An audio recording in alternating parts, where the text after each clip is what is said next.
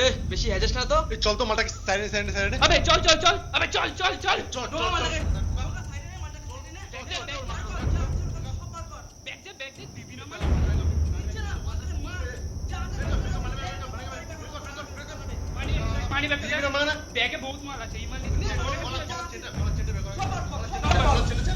এত রাতে সাহায্য করতে গিয়ে বিপদে পড়ার থেকে কেটে পড়াই ভালো ভাই।